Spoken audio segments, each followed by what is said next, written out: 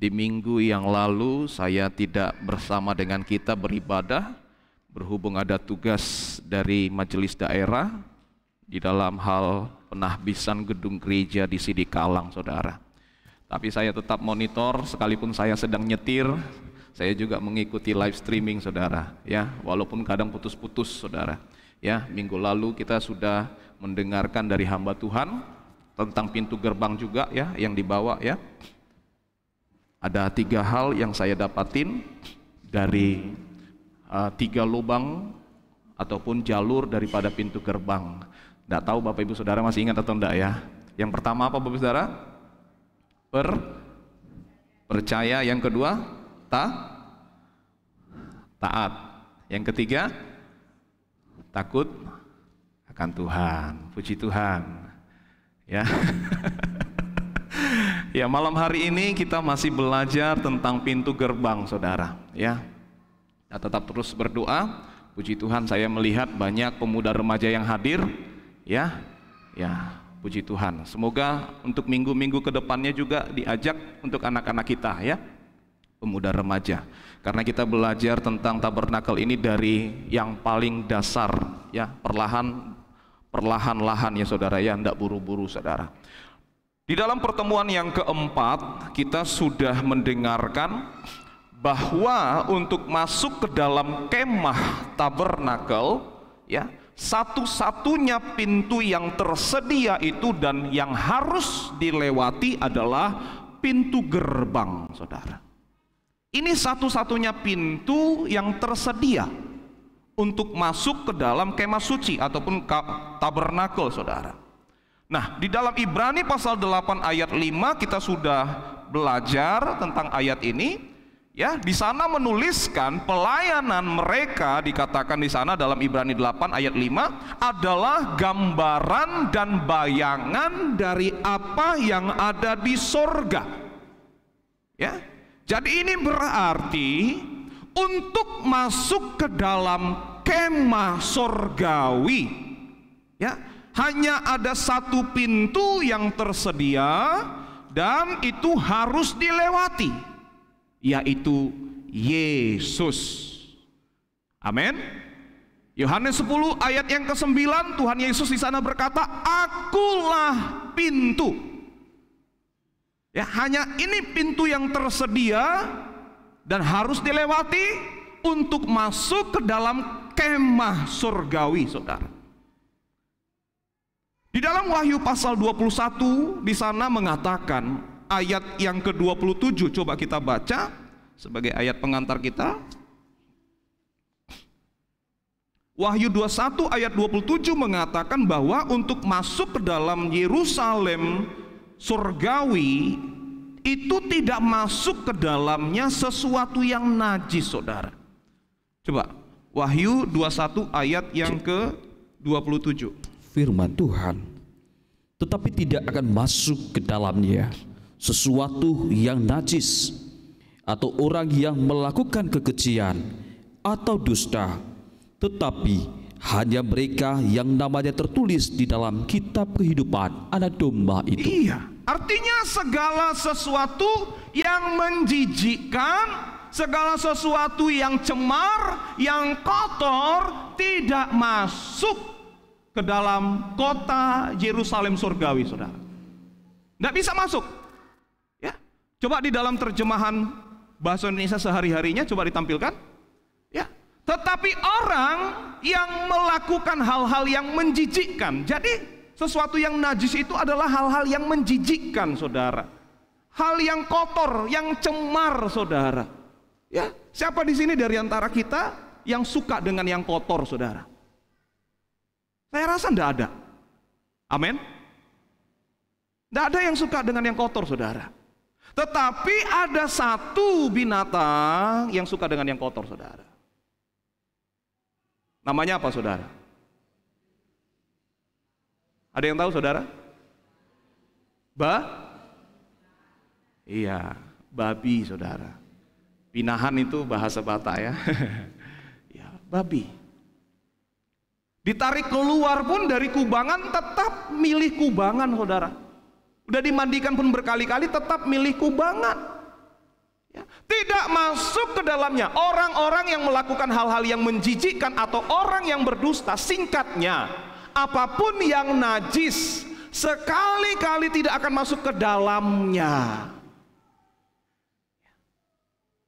Jadi pertanyaannya saudara, apa itu hal yang menjijikkan? Hal yang kotor, hal yang cemar di hadapan Allah, saudara, yaitu dosa. Tidak akan masuk ke dalamnya, saudara. Inilah hal yang menjijikkan di hadapan Allah. Ya. Dan untuk melepaskan kutuk atau belenggu dosa inilah Allah mengutus putra tunggalnya, yaitu Yesus Kristus, untuk melepaskan umatnya dari dosa mereka. Matius 1:21. Matius 1:21. Firman Tuhan, ia akan melahirkan anak laki-laki, dan engkau akan menamai dia Yesus, karena dialah yang akan menyelamatkan umatnya dari dosa mereka. Inilah misi Yesus, saudara, untuk melepaskan, menyelamatkan umatnya dari dosa, supaya bisa masuk ke kota Yerusalem surgawi. Karena tidak ada cara lain, tidak ada pintu yang lain untuk masuk ke sana. Hanya satu pintu, saudara. Untuk masuk ke kemah abadi, ke kemah suci, tabernakel, hanya satu pintu gerbang. Tidak ada jalan yang lain, saudara. Untuk masuk kemah abadi, kemah surgawi, hanya ada satu jalannya. Dan setiap orang harus melewati jalan itu, saudara. Ini harus dilewati, tidak boleh tidak dilewati, saudara. Ya, di dalam Wahyu 1 ayat yang kelima, Wahyu 1 ayat yang kelima. Dan dari Yesus Kristus, saksi yang setia, yang pertama bangkit dari antara orang mati, dan yang berkuasa atas raja-raja bumi ini. Terus bagian B, bagi dia yang mengasihi kita, dan yang telah melepaskan kita dari dosa kita oleh darahnya. Iya, hanya Yesus yang sanggup melepaskan manusia dari belenggu dosa. Amin, saudara. Hanya Yesus. Ya. Jadi supaya terlepas dari kuasa dosa, dari perhambaan dosa, tidak ada jalan lain selain menerima Yesus Kristus. Ini jalan satu-satunya, saudara. Ini cara satu-satunya untuk dilepaskan dari belenggu dosa, ya, dari kutuk dosa. Yohanes pasal 8 ayat yang ke-36. Yohanes 8:36. Yohanes 8 ayat yang ke-32, 36. Jadi apabila anak itu memerdekakan kamu, kamu pun benar-benar merdeka. Iya, Yesus, ya. Kalau Yesus memerdekakan kita, kita pun benar-benar merdeka, saudara. Galatia 5 ayat yang pertama. Supaya kita sungguh-sungguh merdeka, Kristus telah memerdekakan kita. Ya, terus? Karena itu berdirilah teguh dan jangan mau lagi dikenakan keperhambaan. Nah, saudara, di Galatia 5 dikatakan Kristus sungguh-sungguh sudah memerdekakan kita. Ya, jadi bagi kita yang sudah dimerdekakan, respon kita itu adalah berdiri teguh. Jangan mau dikenakan kuk. Ya. Jadi kalau masih mau dikenakan kuk, ini karena kita tidak berdiri teguh, saudara. Dalam ibadah minggu yang lalu saya katakan supaya tidak jatuh itu harus memeriksa diri, introspeksi diri. Ya. Apakah semakin hari kita baca di dalam minggu kemarin, ya, kita semakin merasakan kehadirannya Kristus? Ya. Cek, gitu. Kita disuruh introspeksi supaya berdiri teguh, saudara. Ya. tidak jatuh. Ibrani 2. Ibrani pasal yang kedua, ayat 14 sampai yang ke-15. Firman Tuhan, karena anak-anak itu adalah anak-anak dari darah dan daging, Ya, maka ia juga menjadi sama dengan mereka. karena anak-anak itu adalah anak-anak dari darah dan daging, maksudnya setiap orang yang percaya itu adalah manusia yang terbuat dari darah dan daging, ya, ada darah, ada dagingnya. Maka di sini juga Yesus menjadi sama dengan mereka dan mendapat bagian dalam keadaan mereka. ya, jadi apa yang dialami manusia juga dialami oleh Yesus, saudara. Di hadapan Allah Bapa, Yesus itu tidak spesial diperlakukan, tidak. Tapi sama dalam keadaan sebagai manusia yang dialami orang-orang lain, juga dialami Yesus. Hanya saja Yesus memilih untuk tidak berbuat dosa, saudara. Inilah yang menjadi perjuangan kita bersama. Ya. Dia dijadikan sama juga, saudara. Dijadikan sama dengan kita dan mendapat bagian dalam keadaan mereka, supaya oleh kematiannya, ia memusnahkan dia, yaitu iblis yang berkuasa atas maut. Terus, dan supaya dengan jalan demikian ia membebaskan mereka yang seumur hidupnya berada dalam perhambaan oleh karena takutnya kepada maut. Iya. Jadi bagi setiap orang yang menerima Yesus Kristus sebagai Tuhan dan Juru Selamatnya, ketakutan akan maut itu telah dimusnahkan, saudara. Makanya di dalam 1 Korintus pasal 15, Paulus katakan, hai maut, di manakah sengatmu? Karena sengat maut itu adalah apa, saudara?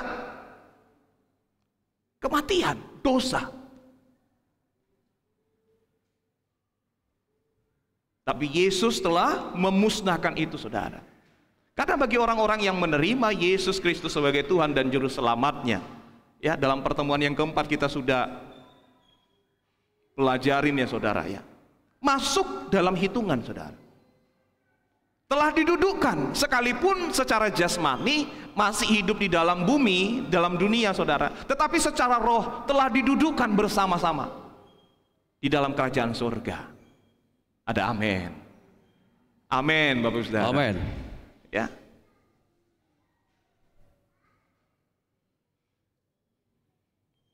Maka oleh karena itu, saudara, jangan sampai keluar dari pintu gerbang. Ya. Coba dibantu Bapak ini. Sudah dipasang transmitternya? Kok belum bisa dikontrol? Ya, sudah, Bapak aja yang kontrol. Coba balik lagi, klik, klik sekali, iya, ya, jangan sampai keluar dari pintu gerbang, saudara.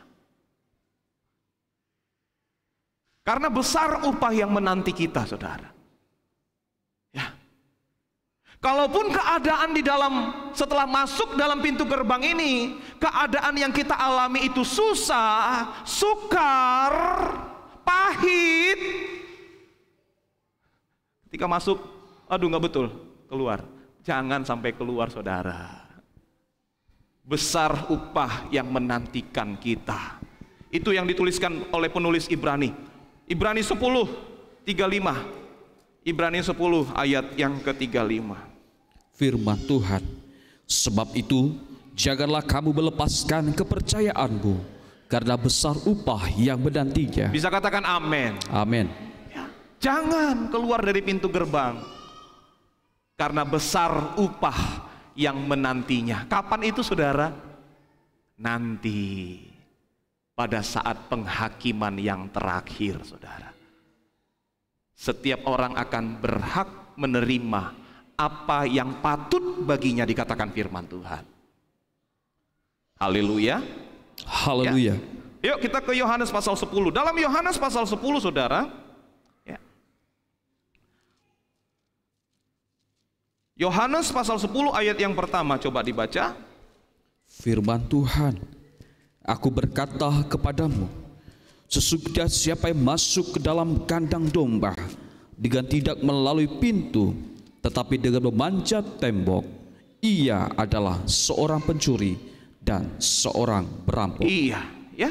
Di dalam terjemahan Alkitab yang terbuka AYT di sana dituliskan, Yesus berkata dengan sesungguhnya, aku mengatakan kepadamu, orang yang masuk ke kandang domba dengan tidak melalui pintu, melainkan dengan memanjat melalui jalan lain. Garis bawah ini saudara, memanjat melalui jalan lain, orang itu adalah pencuri dan perampok. Coba balik ke slide Bapak. Kalau kita kaitkan saudara,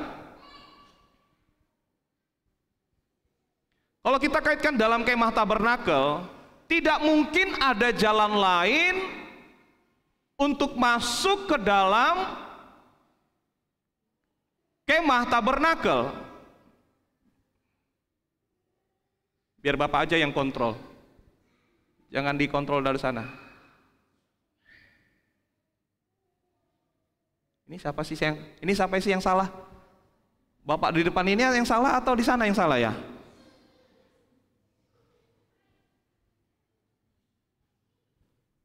Ya, untuk masuk ke dalam kemah tabernakel, saya katakan tadi, tidak ada pintu yang lain, saudara. Ya. Yesus katakan, sesungguhnya siapa yang masuk ke kandang domba kalau tidak melalui pintu, ini kita kaitkan dengan tabernakel ya. Kalau tidak masuk melalui pintu, maka akan disebut pencuri atau perampok. Gak mungkin ada jalan yang lain, saudara. Ya. Jalan yang lain itu adalah kalau seseorang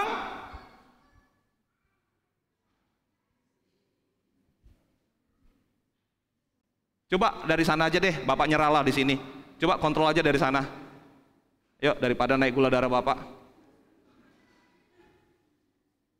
Coba. Untung gula darahnya masih 100-an ya. Ya, satu lagi. Terus satu lagi. Oh belum. Terus. Iya, ya. Jadi nggak ada jalan lain. Jalan lain kalau mau masuk ke dalam kemah suci, tadi dikatakan Yohanes 10 ayat yang pertama, lompat pagar. Ini orang lompat ya. Lompat pagar, kalau enggak sobekin kain pagar. Ini kain lenan halus, pembatas pagar itu saudara. Ya, pembatas area, ya, nggak ada jalan lain kecuali hanya itu, ya. Jadi harus kalau ndak lompat pagar, sobekin kain tirai, kain lenan, ya, kain pagar, ya.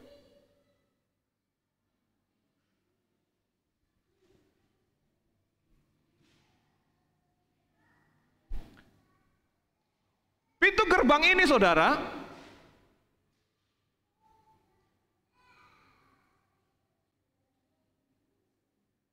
ini yang error ini ya, transmitternya error. Transmitternya ya. Aduh, ya. Oh Tuhan Yesus tolong. Ya, pintu gerbang ini selalu terbuka saudara. Sampai pada saatnya tertutup sesuai dengan waktu yang ditentukan. Ya. Ini sesuai dengan apa yang dikatakan Yesus dalam Yohanes pasal 6 ayat yang ke-37. Coba kita perhatikan ya. Firman Tuhan, semua yang diberikan Bapa kepadaku akan datang kepadaku, dan barang siapa datang kepadaku, ia tidak akan kubuang. Iya. Pintu gerbang yang selalu terbuka itu menunjukkan siapa saja yang datang kepada Yesus tidak akan dibuang. Siapa yang dimaksudkan Yesus? Siapa orang-orang yang diberikan? Semua orang yang diberikan Bapa kepada Yesus ini saudara. Ya. Kalau kita perhatikan saudara, ini menunjuk kepada murid ya. semua yang diberikan Bapa kepadaku akan datang kepadaku. Dan barang siapa datang kepadaku, ia tidak akan kubuang. Pertanyaannya saudara, siapa semua orang yang diberikan Bapa kepada Yesus?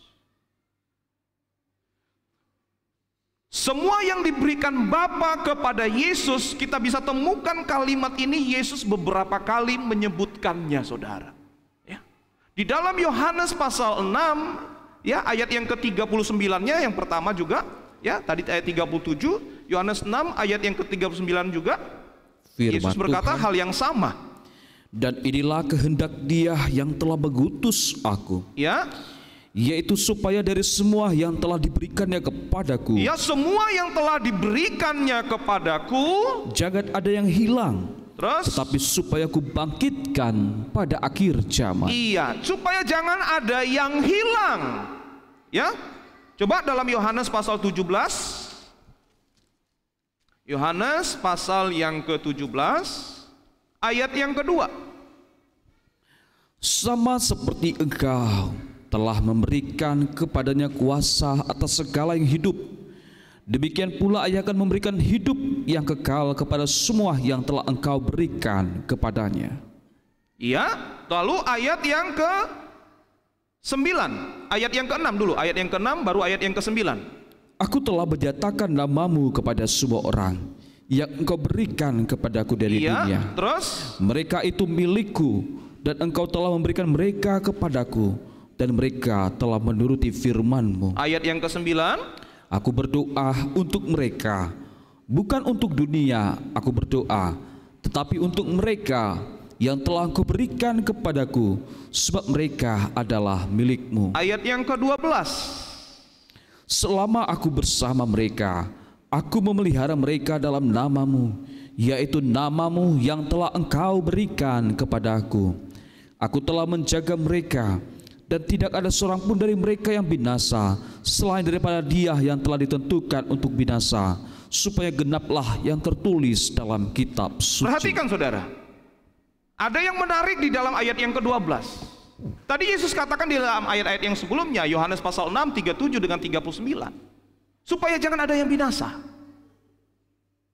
Tapi di sini dalam Yohanes 17 ayat yang ke-12 kita dapatin ada orang yang binasa. Contohnya siapa saudara? Yudas Iskariot. Yudas Iskariot itu bukan orang lain yang milih, Yesus sendiri yang pilih saudara. Sama halnya dengan kau dan aku, kita dipilih oleh Tuhan. Engkau dan aku adalah umat-umat pilihan, amin saudara. Dan Tuhan Yesus tidak inginkan semua orang yang diberikan kepadanya binasa.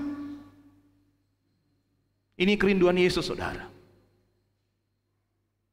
Ini misinya datang ke dunia untuk melepaskan dosa tadi. Ya. Ayat yang ke-24. Ayat yang ke-22, ayat 24. Ya Bapa, aku mau supaya dimanapun aku berada, mereka juga berada bersama-sama dengan aku, mereka yang telah Engkau berikan kepadaku, agar mereka memandang kemuliaanku yang telah Engkau berikan kepadaku, sebab Engkau telah mengasihi aku sebelum dunia dijadikan. Jadi siapa semua yang diberikan kepada Yesus ini saudara? Ini menunjuk kepada murid saudara. Amin. Murid itu siapa? Orang-orang percaya dan yang mau belajar kepada Yesus. Marilah kepadaku semua yang letih lesu dan berbeban berat, dan belajarlah kepadaku. Dan untuk murid Yesus berdoa saudara, bukan untuk dunia aku berdoa katanya, tapi untuk mereka yang Engkau berikan kepadaku. Supaya apa? Supaya tidak ada satupun yang binasa, supaya tidak ada satupun yang terhilang, supaya tidak ada satupun domba-domba yang dipercayakan Allah Bapa kepada Yesus Sang Gembala Agung dimakan oleh serigala. Tapi kalau dombanya nakal, saudara, seperti Yudas Iskariot, terhilang, saudara. Ya, jadi inilah misi Yesus dan kerinduan Yesus kepada kita, saudara. Ya, jadi kalau tidak masuk, ya, pintu tadi selalu terbuka. Siapa saja yang datang kepada Yesus tidak akan dibuang. Amin. Jadi berbahagialah, saudara. Ya. Yesus katakan tidak akan dia buang. Saya percaya kalau Yudas Iskariot mau mengaku, saudara, di saat Yesus bilang, siapa yang mencelupkan roti ke dalam cawan ini. Kalau Yudas mau bertobat sadar di situ, saudara, saya percaya apa yang dirancangkan oleh Yudas itu tidak akan berlanjut. Tapi justru dia, saudara, melanjutkan apa yang dicanangkan di dalam hatinya itu, saudara.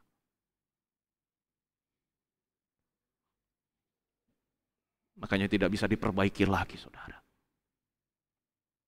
Ya. Jadi tidak ada cara lain untuk masuk ke dalam kemah suci kalau tidak melalui pintu gerbang. Coba Bapak dibantu deh di sana, ya. Udah bisa, ya?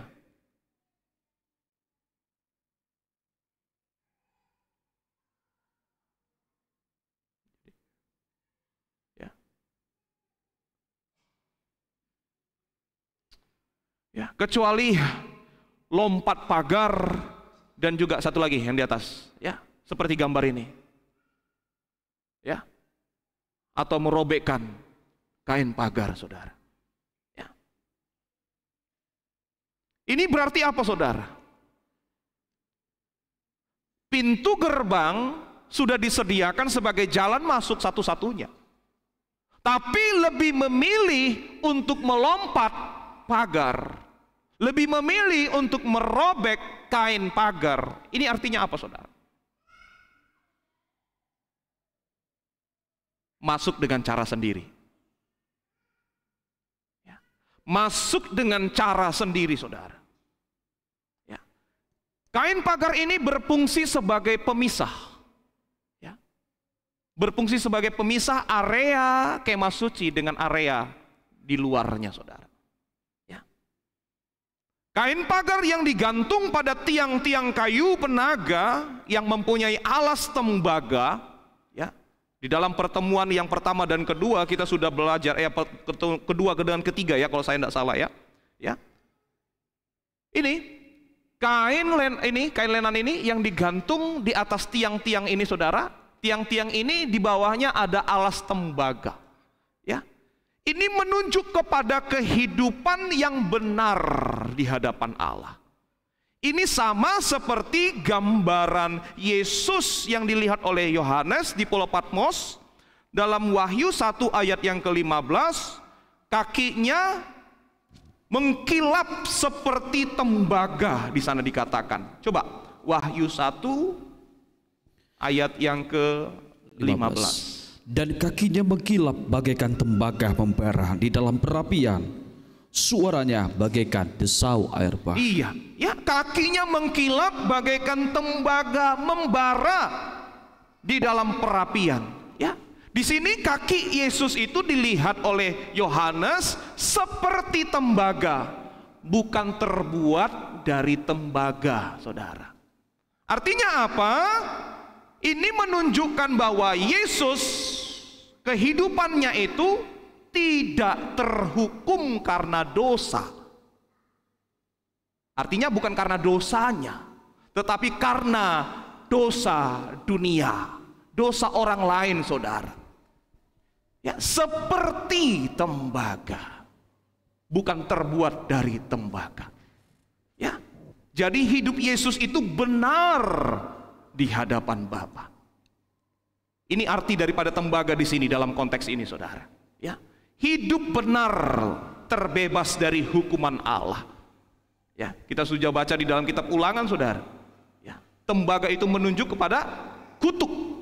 Ya. Hukuman Allah terhadap dosa. Tapi di sini Yesus dilihat oleh Yohanes, kakinya seperti mengkilap seperti tembaga di perapian. Ya. Bukan terbuat dari tembaga. Ini menunjukkan Yesus itu tidak terhukum karena dosanya atau kesalahannya, saudara, tapi karena dosa orang lain. Ya. Jadi tidak ada cara atau jalan yang lain untuk seseorang memiliki kehidupan yang benar di hadapan Allah, ya, kalau tidak melalui Yesus. Bukan lompat pagar, bukan ngoyakkan kain pagar, saudara. Ya. Tidak ada cara lain supaya memiliki kehidupan yang benar di hadapan Allah kalau tidak melalui Yesus. Jalannya harus masuk melalui pintu gerbang, saudara.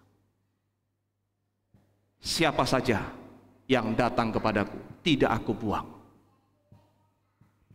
Haleluya. Ya, tidak ada, saudara, cara lain. Ya, jadi kalau lompat pagar, koyakkan kain pagar, itu masuk dengan cara sendiri. Disebut pencuri dan perampok, saudara.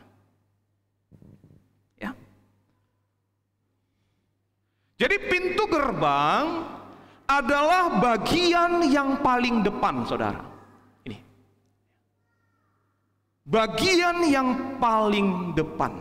Ya. Kita perlu memperhatikan ini dengan betul-betul, sebab ini permulaannya, dasarnya, saudara. Jangan sebentar masuk pintu gerbang lalu keluar dan mau masuk lagi seperti orang tadi, saudara. Lompat pagar, koyakkan kain tirai, pakai cara sendiri. Ya. Mau benar di hadapan Allah pakai cara sendiri. Ya. Tidak ada caranya, saudara. Ya. Kita perhatikan, ya. Paulus berkata dalam 1 Korintus pasal 15 ayat yang ke-10. Paulus berkata dia tidak menyia-nyiakan kasih karunia yang dianugerahkan Allah kepadanya. 1 Korintus 15 ayat yang ke-10.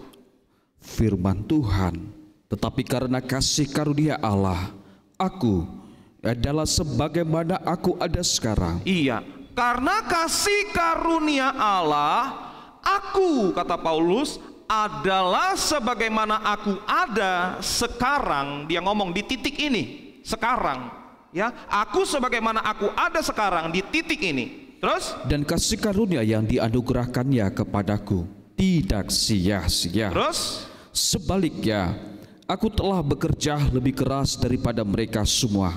Tetapi bukannya aku, melainkan karena kasih karunia Allah yang menyertai aku. Perhatikan, di kalimat yang terakhir itu kita dapatin Paulus itu tidak pernah membanggakan apa yang sudah atau telah dia kerjakan di dalam Tuhan, saudara. Perhatikan kalimat yang terakhir, dia katakan, bukannya aku, ya, aku ada sebagaimana aku ada sekarang di titik ini, Paulus katakan. Lalu di kalimat yang terakhir dia katakan, ya, sekalipun di sana dia katakan, aku telah bekerja keras lebih daripada mereka semua. Kalau baca nanti ayat-ayat di atasnya itu menunjuk kepada murid-murid yang terdahulu, saudara. Aku bekerja lebih keras daripada mereka semua. Tapi perhatikan, Paulus di sini tidak membanggakan apa yang dia telah lakukan di dalam Tuhan. Di kalimat terakhirnya dia katakan, tetapi bukannya aku, melainkan kasih karunia Allah yang menyertai aku. Paulus tidak mau membuat sia-sia kasih karunia Allah yang dianugerahkan kepadanya. Apa kasih karunia Allah yang dianugerahkan kepada kita, saudara? Apa, saudara? Keselamatan. Paulus tidak mau buat sia-sia keselamatan yang dianugerahkan Allah kepadanya. Dia katakan, aku bekerja lebih keras daripada mereka semua. Tapi bukan aku. Tapi bukan aku. Ya. Melainkan kasih karunia. Ya. Mari kita teladani sikap Rasul Paulus ini, saudara. Ya. Ini adalah sikap orang yang masuk melalui pintu gerbang, saudara. Ini sikap orang yang menerima keselamatan dalam Yesus Kristus. Tidak membanggakan sesuatu apapun yang dia kerjakan di dalam Yesus Kristus. Bisa katakan amin, Bapak Saudara? Ya. Ini. Tapi kalau bangga, ini saudara. Orang yang lompat pagar, tidak masuk melalui pintu gerbang. Gak masuk melalui pintu gerbang, tapi lompat pagar, saudara. Ya. Mari kita teladanin sikap Paulus ini, saudara. Sikap yang sangat baik. Sekalipun bekerja lebih keras dari orang lain, ya. Dari rasul-rasul yang lain, dari murid-murid Yesus yang lain, bekerja lebih keras. Ya. Tapi bukan aku, melainkan karena kasih karunia. Ya, ini yang perlu kita teladani, saudara. Kita katakan apapun dalam hidup ini, semua hanya karena kasih karunia. Haleluya. Tidak perlu dibangga-banggakan, saudara. Jangan seperti orang Farisi, saudara. Ya, yang di dalam kitab Lukas pasal 18, ayat yang sudah biasa, tapi saya mau ngajak kita untuk memperhatikan ayat ini. Ya, jangan seperti orang Farisi, membangga-banggakan apa yang dia kerjakan untuk Tuhan. Ya. Coba ayat yang ke-11 sampai yang ke-12. Firman Tuhan, orang Farisi itu berdiri dan berdoa dalam hatinya begini, ya Allah, aku mengucap syukur kepadamu, karena aku tidak sama seperti seorang lain. Ya.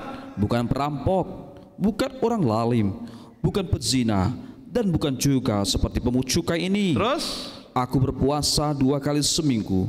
Aku memberikan 1/10 dari segala penghasilanku. iya, ini sebenarnya bukan bersyukur kepada Allah, tapi menyombongkan diri di hadapan Allah. Berbeda sekali dengan Rasul Paulus tadi. Aku sebagaimana aku ada sekarang di titik ini, ya, semua hanya karena kasih karunia. Di titik ini semua hanya karena kasih karunia, dia katakan.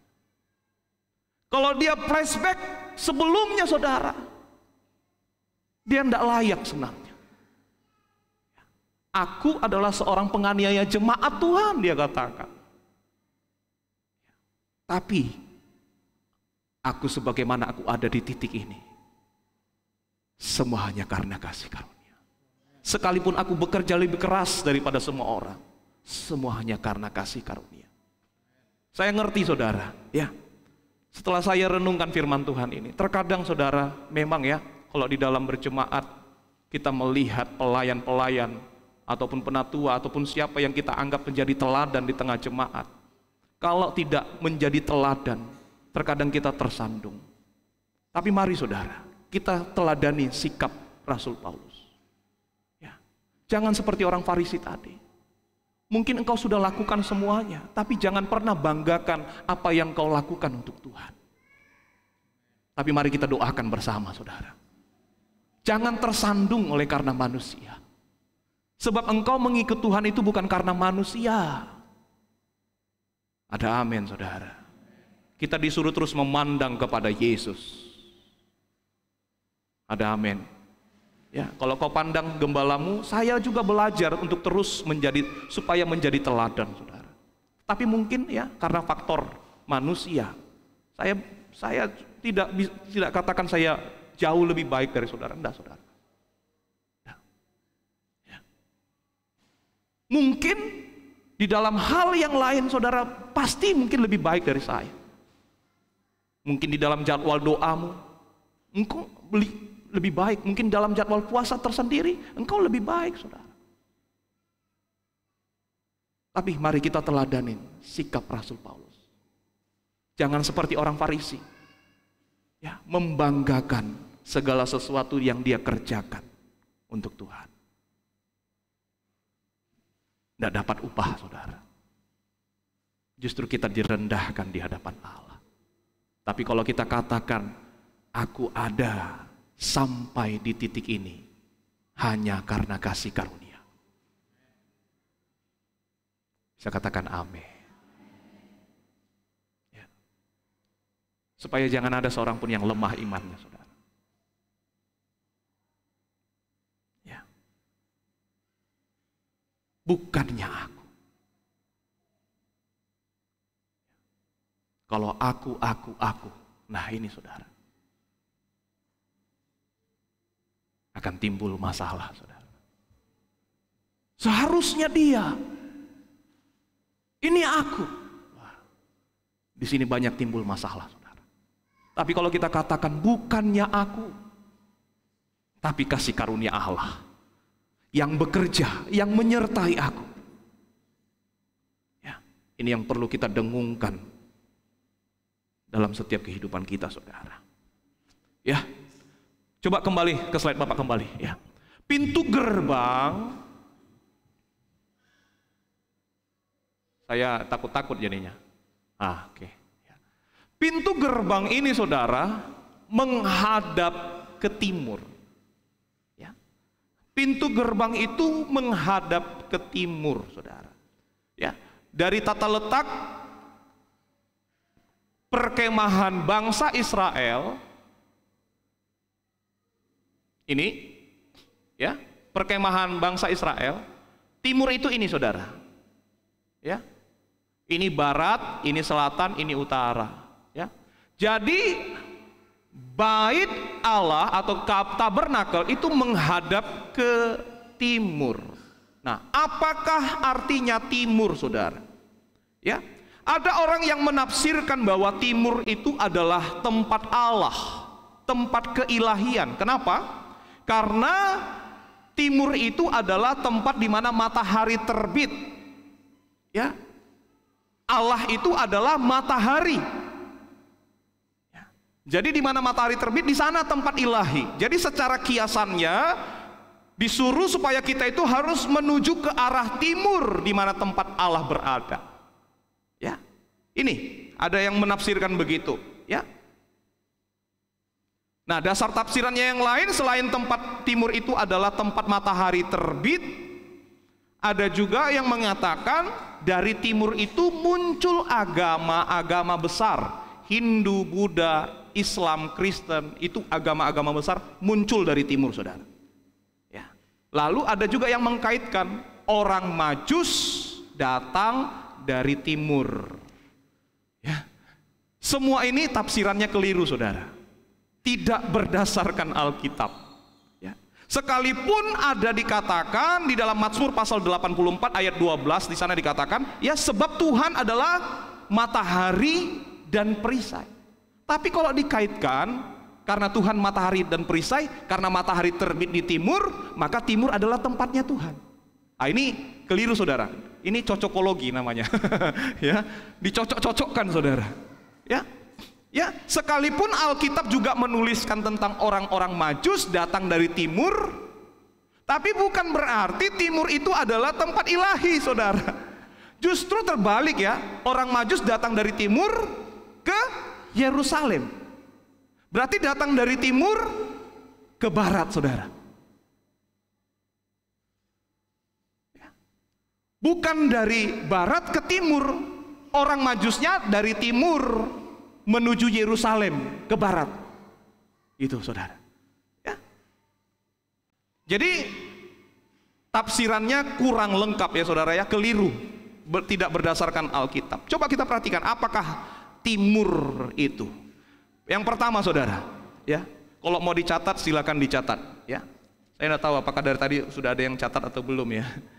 Kejadian pasal 3, coba kita lihat apakah arti timur itu. Ini yang pertama, saudara. Kejadian pasal 3 ayat yang ke-24. Di sini menuliskan bahwa pintu Eden itu ada di sebelah timur. Kejadian 3 ayat 24.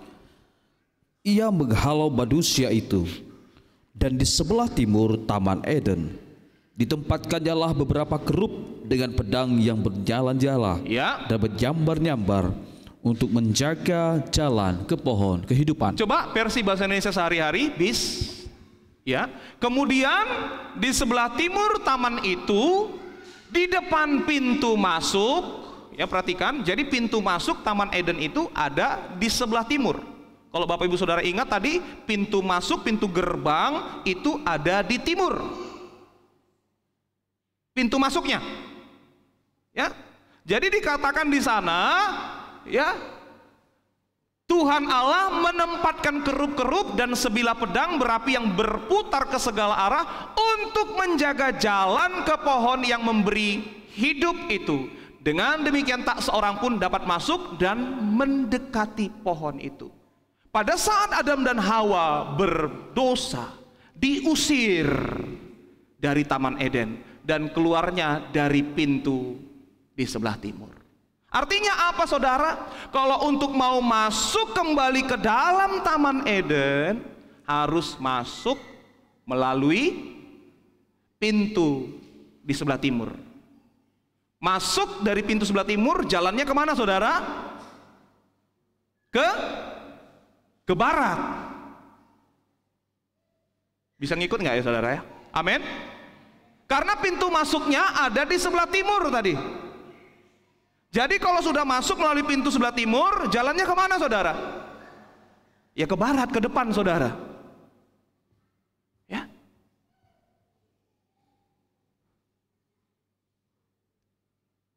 Berikutnya saudara, apa makna timur ya?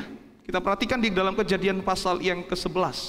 Di sini keturunan Nuh pergi ke timur, lalu setelah mereka sampai di timur, mereka berbuat dosa dan menentang Allah, sehingga pada akhirnya Allah menghukum mereka. Kejadian 11 ayat yang kedua. Firman Tuhan, maka berangkatlah mereka ke sebelah timur dan menjumpai tanah datar di tanah Sinear, lalu menetaplah mereka di sana. Iya, perhatikan ya. Mereka berjalan ke sebelah timur. Ya, sama seperti tadi Adam dan Hawa diusir, dihalau Tuhan dari Taman Eden, keluar dari sebelah timur. Menuju ke timur jalannya saudara.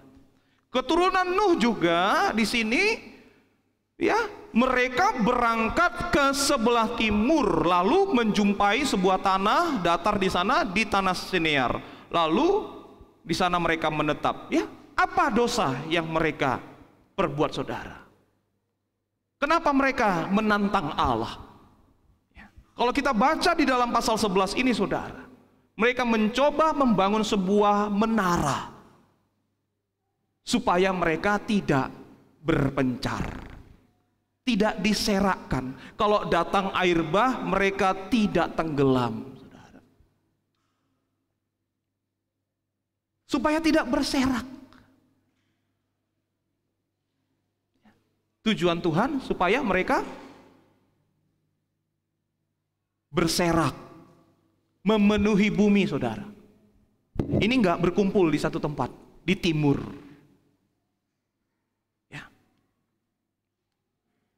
Jadi kalau kita perhatikan di dalam ayat yang keempat di sana, perhatikan kalimat terakhir di dalam ayat yang keempat, dan marilah kita cari nama supaya kita jangan terserak ke seluruh bumi. Ya. Ini menentang Tuhan. Perintah Tuhan itu supaya mereka memenuhi seluruh bumi. Ini menetap di satu tempat.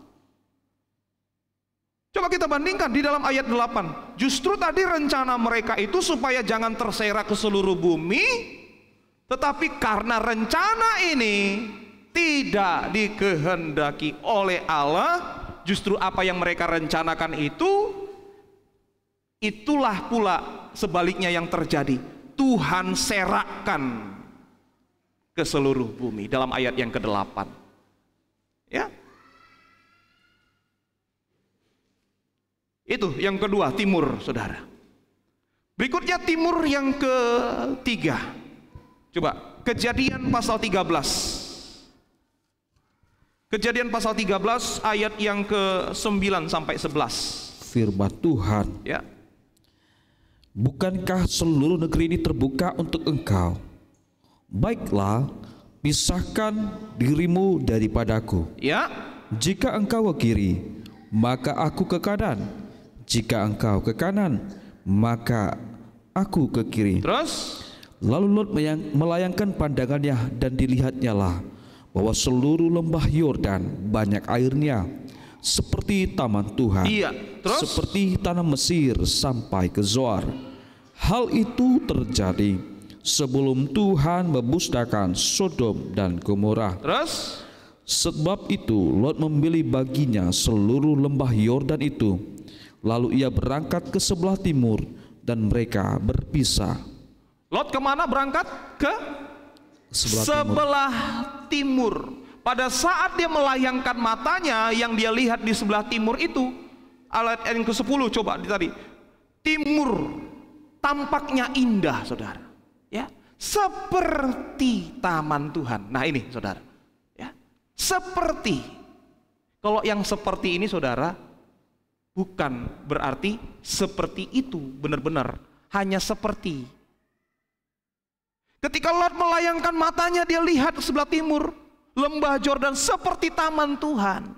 Dia memilih itu, saudara. Jadi Lot memilih untuk berpisah dari Abraham, memilih pergi ke timur, Abraham pergi ke barat, saudara. Ya. Karena Abraham ngomong, kalau kau ke kiri, aku ke kanan. Kalau kau ke kanan, aku ke kiri. Lot memilih ke timur, Abraham memilih ke barat, saudara. Tanah Kanaan pada saat itu, saudara, tidak sedang dalam keadaan yang baik, saudara. Kenapa Lot memilih lembah Yordan, saudara? Kenapa Lot tidak memilih tanah Kanaan, saudara? Karena tidak menguntungkan bagi ternaknya.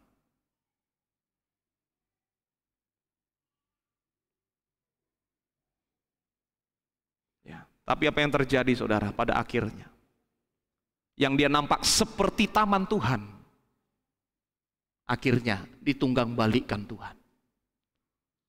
Pilihan tempat tinggalnya Lot, yang dia pilih di sebelah timur, ditunggang balikkan Tuhan oleh karena dosa.